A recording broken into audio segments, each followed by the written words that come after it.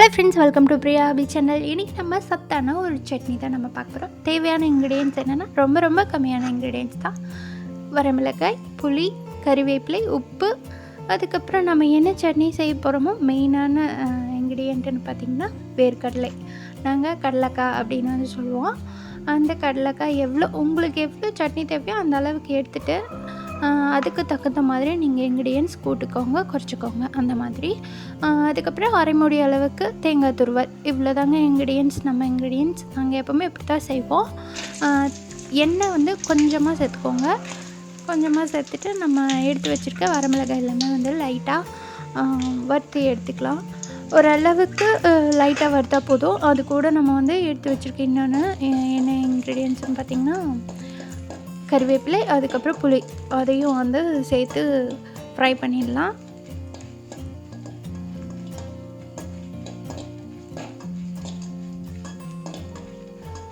இந்த சட்னி பார்த்திங்கன்னா ரொம்ப சத்தானதுங்க. வேர்க்கடலை பொதுவாக வந்து நீங்கள் வந்து நினைப்பீங்க ரொம்ப கொழுப்பு சத்து அப்படின்னு சொல்லிட்டு. ஸோ அப்படி கிடையாது. இது வந்து ரொம்ப நல்ல கொழுப்பு சத்து தான். ஸோ நீங்கள் டெய்லி சாப்பிட்டு வந்தீங்கனாலும் இன்னும் நல்லது. உங்களுடைய இதயத்துக்கு வந்து ரொம்ப நல்லதுங்க. இது கூடவே வந்து தேங்காய் துருவலையும் வந்து சேர்த்து வறுத்துக்கிறோம்.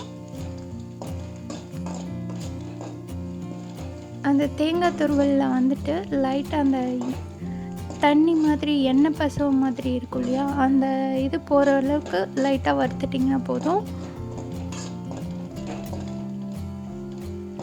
அதுக்கப்புறம் இது கூடவே வந்து நம்ம எடுத்து வச்சுருக்க வேர்க்கடலையும் சேர்த்துக்கலாம்.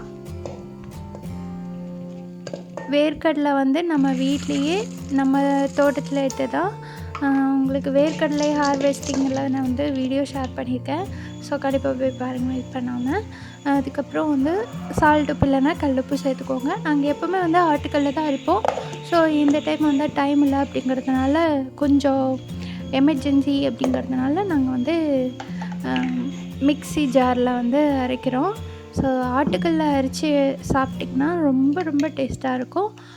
கண்டிப்பாக ஒரு டைம் ட்ரை பண்ணி பாருங்கள். அதுக்கப்புறம் ரொம்ப பேஸ்ட் மாதிரி வச்சிடாதீங்க. ஓரளவுக்கு குறைன்னு இருந்ததுன்னா இன்னும் நல்லாயிருக்கும். இதை வந்து தாளிச்சிக்கலாம். தாளிக்கிறதுக்கு தேவையான அளவு கொஞ்சமாக எண்ணெய், அதுக்கப்புறம் கடுகு, கறிவேப்பிலை, அதுக்கப்புறம் கடலைப்பருப்பு, 2 வரமிளகாய். இந்த வரமிளகாய் பார்த்திங்கன்னா அதிகமாக காரம் இல்லை. நான் அதனால தான் வந்துட்டு இந்த அளவுக்கு சேர்த்துக்கிறேன். ஸோ உங்களுக்கு எவ்வளோ காரமோ அந்த அளவுக்கு சேர்த்துக்கோங்க. இது எல்லாமே தாளித்து அந்த சட்னி அந்த பேஸ்ட்டு கூட நம்ம வந்து மிக்ஸ் பண்ணிக்கலாம். இப்போ வந்து சர்வ் பண்ணலாம். சர்வ் பண்ணுறது வந்து இட்லிங்க. இந்த இட்லி பார்த்திங்கன்னா ரேசன் அரிசியில் வந்து செஞ்ச இட்லி தான். இது வந்து மிக்சிங் தான். ஸோ இது எப்பவுமே வந்து எங்கள் அம்மா பண்ணுவாங்க. எப்போவுமே இட்லி, தோசை இது பண்ணும்போது ரேசன் அரிசியும் வந்து சேர்த்து தான் பண்ணுவாங்க. ஸோ ரொம்பவே டேஸ்ட்டாக தான் இருக்கும். டேஸ்ட்டு அதுக்கப்புறம் நல்லா இருக்கும் இட்லியும். ஸோ இது வந்து இந்த பேட்டர் எப்படி ரெடி பண்ணுறது அப்படின்னு சொல்லி அடுத்த வீடியோவில் நான் உங்களுக்கு போடுறேன். அதுக்கப்புறம் பார்த்திங்கன்னா இந்த இட்லி பொடி வந்து நம்ம வீட்லேயே செஞ்சது தான். இது கூட நான் ஷேர் பண்ணியிருக்கேன், போய் பாருங்கள். ரொம்ப நல்லாயிருக்கும். இந்த சட்னியை சப்பாத்தி, தோசை, இட்லி இது கூடவே எல்லாம் வந்து வச்சு சாப்பிட்லாம். சாப்பாட்டுக்கு கூட நீங்கள் யூஸ் பண்ணிக்கலாம். ரொம்ப நல்லாயிருக்கும். கண்டிப்பாக ட்ரை பண்ணி பாருங்கள். அதுக்கப்புறம் டெய்லியும் வந்து வேர்க்கடலை சாப்பிட்றதுனால ரொம்ப இதயத்துக்கு ரொம்ப நல்லதுங்க.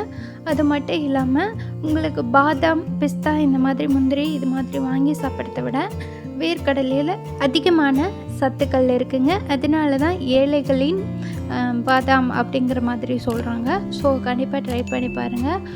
இந்த வீடியோ உங்களுக்கு பிடிச்சிருந்ததுன்னா மறக்காமல் லைக் பண்ணுங்கள், ஷேர் பண்ணுங்கள், மறக்காமல் சப்ஸ்கிரைப் பண்ணிக்கோங்க. தேங்க்யூ. தேங்க்ஸ் ஃபார் வாட்சிங்.